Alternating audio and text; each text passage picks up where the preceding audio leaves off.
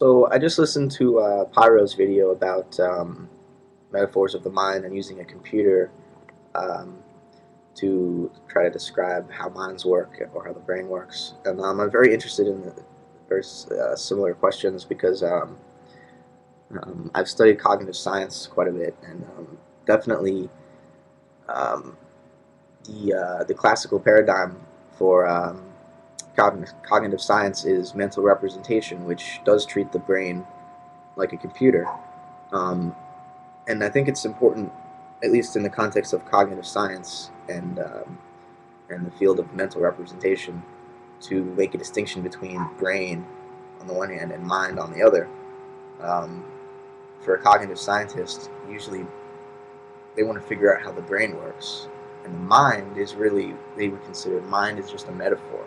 Now, I don't personally agree with that characterization, but the mind is non-physical. So for a science that is trying to reduce everything to physical properties, for a naturalist science at least, the brain is all that there is, and the mind is this. Sure, maybe it's a higher level property, but it's not really there. Um, so the metaphor of the mind based on a computer is an attempt to describe how the brain and therefore the mind is this physical, symbolic processing um, mechanism. That the brain is nothing but an information processor with inputs, senses, and outputs, voice or writing. Um, and I think I have a problem with that metaphor because if I'm nothing but a black box with inputs and outputs, what does that say for what goes on up here? In my own personal phenomenological experience, it doesn't say much for it. I would say. Look at something like behaviorism. There isn't anything up here. John Watson said that famous behaviorist said that consciousness is there is no such thing as consciousness. It doesn't exist, and he said we don't need to make reference to it to explain everything about how biological organisms up to and including humans work in the world. He said we don't need to make reference to any non-physical mental phenomena.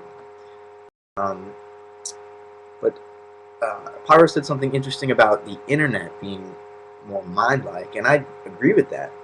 Um, and it's not because the mind or the brain is anything like a computer per se. I mean, it's a useful metaphor in some cases, but Pyro mentioned also you have to be careful that you don't take it too seriously because, for one thing, this idea that a computer has a central processor, whereas the mind is very holographic and parallel. It has lots of parallel streams of cognition going on, as Pyro said.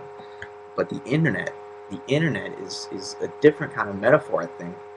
Um, First of all, because like Pyro said, it's a network of humans with minds all interacting with each other.